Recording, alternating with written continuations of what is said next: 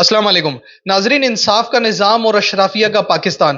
पीर ज़हीरुल हसन को 10 साल की सज़ा हो गई सिर्फ इसलिए कि उन्होंने जज को धमकियां दी थी। दूसरी तरफ एक जज जिनका सेब चोरी हो गया, सेब चोरी होने पर मुकदमा दर्ज, तफ्तीश शुरू। और दूसरी तरफ ही हमारे निज़ाम देखिए कि जज के बेटे ने 2 बच्चियों को रोड के ऊपर कुचल डाला और बड़ी तेजी से तफ्तीश हुई और अदालत ने उन्हें बरी कर दिया। इंसाफ जो है किस कदर तेजी से दिया गया कि पूरे पाकिस्तान का जो निज़ाम है उसको दुनिया के नंबर 1 पे ले आया गया। अंदाज़ा लगाइए वो गरीब, कमसुन, नादान बच्चियां जो वहां फोत हुई, उनके वालिदैन किस कदर मजबूर थे जो जज के सामने मजबूर हो गए और दियत लेके या नहीं लेके उन्हें माफ कर दिया गया। ये हमारा निज़ाम है। दूसरी तरफ अंदाजा लगाइए, एक जज के सेब चोरी हुए तो तफ्तीश भी शुरू हो गई और मुकदमा भी दर्ज हो गया। और फिर अब आप देखें कि पीर ज़हीरुल हसन, आप सब जानते हैं कि बुजुर्ग शख्सियत हैं।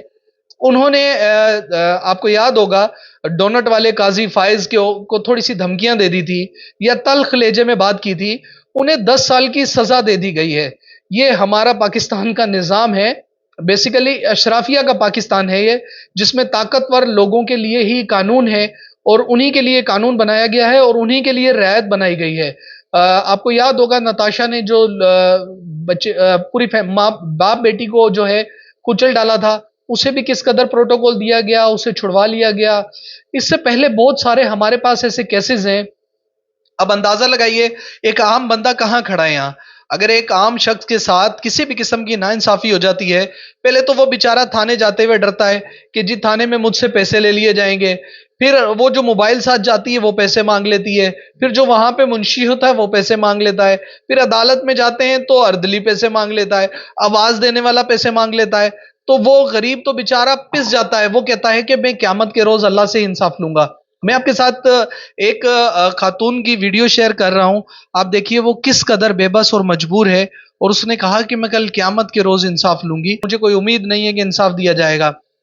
पीर ज़हीरुल हसन जैसे लोग जो हैं जोश में आके और कोई ऐसे लफ्ज कह देते हैं तो उन्हें माफी नहीं मिलती।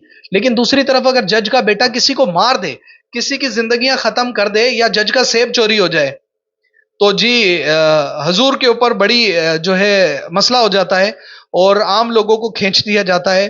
तो ये हमारे यहाँ जो अदल है ये ना होने के बराबर है। आम बंदा बेचारा है पिस के रह रहा है, जिसकी लाठी उसकी भैंस वाला कानून चल रहा है।